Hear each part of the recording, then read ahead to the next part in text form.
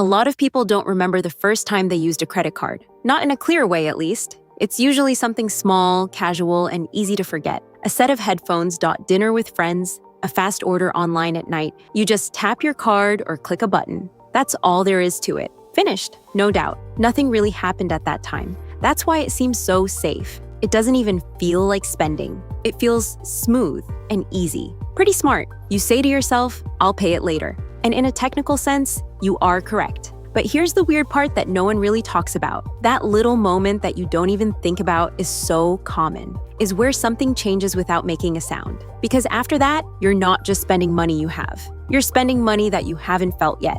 And the problem isn't that people go crazy and buy expensive watches or luxury cars overnight. That's the clear-cut version of the tale. The real thing is a lot quieter. It's based on small, reasonable choices that you feel you can fully control. You're not being reckless. You're not being irresponsible. You're just using what's available. That's why it's dangerous, because nothing seems wrong. No alarm, no loss right away. There is no moment that makes you stop and think, wait, should I really be doing this? Everything just goes. And over time, without even realizing it, you begin to make choices in a slightly different way. Not worse, just easier. And that little change, that's where the trap really starts. A lot of people think the credit card issue is easy. You make more money than you spend, you get into debt. That's all there is to it. But that explanation doesn't go deep enough. Most people wouldn't fall for it if it were that obvious. The truth is that the trap isn't about how much you spend, it's about how your brain starts to see spending itself. Let me explain. When people tell you to be careful with credit cards, they usually mean to be disciplined. Don't spend too much, keep track of your spending, be responsible. That makes sense. But here's the issue. Even people who are disciplined can fall into this. People who make a budget, people who make a lot of money, people who really think they are in charge. So, what's really going on? The real change is in how you feel about money. When was the last time you paid with cash? You saw the money in person. You could feel it leave your hand. There was a brief moment of resistance, a break. Now think about using a credit card. There is no loss of property, no feedback right away. The choice didn't have any emotional weight. It doesn't feel like something is leaving you. It seems like nothing happened. And your brain picks up on that difference right away. It starts rewriting the rules without you even knowing it. Spending doesn't feel like a trade-off anymore. It starts to feel like access, like a chance, like freedom. That's where people go wrong. They believe that credit cards give them more options when it comes to money. But what they're really getting is a mental distance from reality. And once that space is made, your choices don't seem as risky anymore. They just feel normal. You stop asking questions once something feels normal. That's when things start to get interesting. This is because your brain doesn't handle all payments the same way. Psychologists talk about something called the pain of paying. It's that little pain you get when you really lose money. That pain is immediate when you give cash. Understood? Almost like a body. Your brain naturally gets more careful then. You think about it again. You might even walk away sometimes. But with a credit card, that pain goes away for a while, or even goes away completely. You don't feel the loss right now. You just get the reward. And your brain loves that. So it begins to form a pattern. Give a reward first, later the result. Over and over again. You place an order for food. It feels good. You make a reservation and it feels good. You improve something and it still feels good. No problems, no stopping.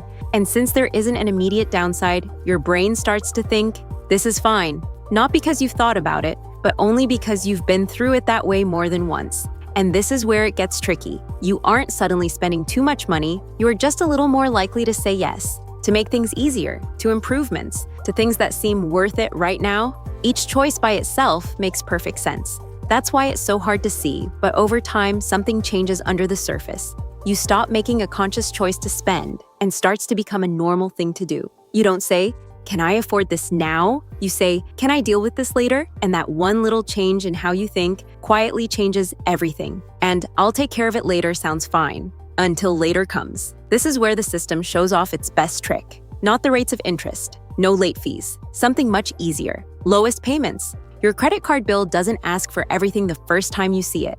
You have a choice, a smaller number, a choice that is easier. Pay this for now. And your mind calms down right away because the problem doesn't seem so big anymore. It seems doable. You say to yourself, okay, I will finish the rest next month. But next month doesn't come with nothing. It comes with more spending, new little choices, new I'll take care of it later times. So now you're not just paying for the past, you're moving it forward. And this is the part that people don't see. Nothing seems broken. You're still working fine. You're still paying something. You still have control, or at least it seems that way. but something slow and heavy starts to build up below the surface. Don't panic, just stress. A quiet collection of the choices you've already made. And since the system never makes you face it all the way, you never feel the full weight all at once. It has been stretched out, made smooth, made to feel smaller than it really is, until you finally look at the total, and it doesn't feel like a few small choices anymore. It feels like something you didn't quite agree to. That's the catch.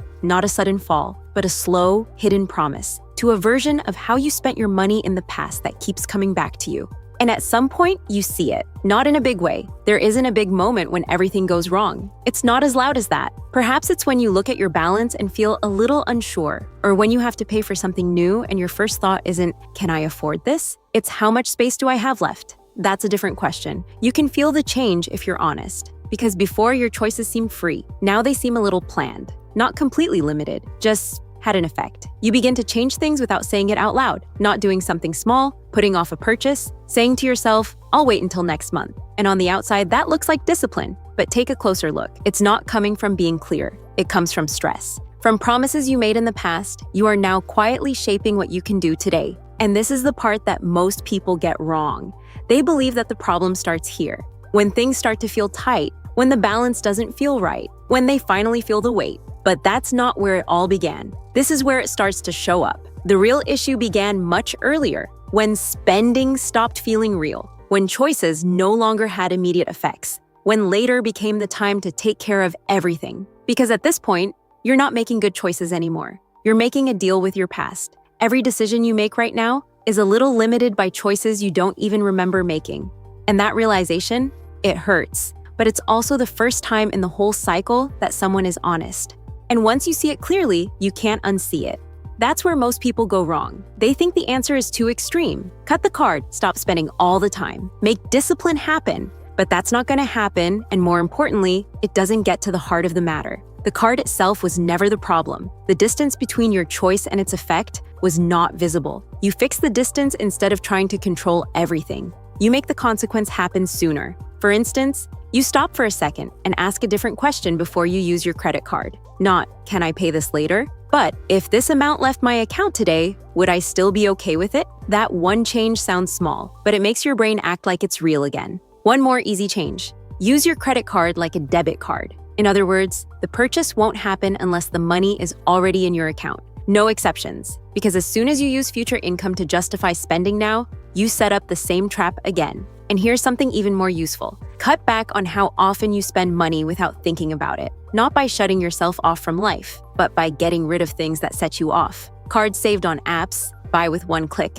Payments that fill themselves out. All of these make things easier. And surprisingly, friction is on your side. It gives you that extra second, where awareness can come in before the choice is made. You don't need more discipline in the end. You need to be more aware when you make a choice. That's where real control lives. And once you start to remember that, something unexpected happens. The spending doesn't stop. It just starts to feel strange, not as fast, more planned. You see the pause before you say yes, not because you're making yourself be disciplined, but because the choice really matters again. And this is where most people make a mistake. They believe that limiting things gives them financial control, from saying no to everything, from taking away all the fun. But that can't last. Rebuilding your relationship with money is what really works, where you can still spend money, but you can feel it. You know what you're picking, what you're giving up in return, how much it costs, both in money and in mental health. And this is the part that changes everything.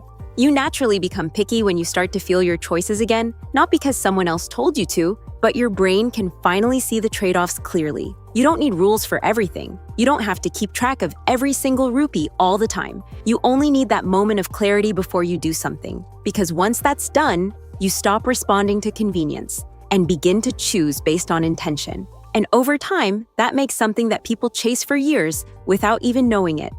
Not more cash, not perfect discipline, but a calm feeling of control, where your past choices don't always get in the way of your present ones, where later doesn't mean anything anymore, and now is enough. And in the end, that's what this was all about. Not credit cards, not spending, but control. The kind that doesn't come from trying to be perfect all the time, but by being there and seeing what happens as it happens, because the trap was never loud. It didn't seem like a big deal. It looked like everyday life, little choices, choices that make sense. times that seemed fine on their own. And that's why most people don't ask questions. They only act when things get heavy, once later becomes something they have to deal with. But by that time, the pattern is already there. And breaking patterns isn't about feeling bad. It's all about being aware, seeing the moment clearly before it starts to build up. Because once you get that, you don't have to stay away from credit cards. Don't be afraid to spend. You just need to stop drifting. You stop letting systems you can't see decide how you act, and you begin to choose again. On purpose, not loud,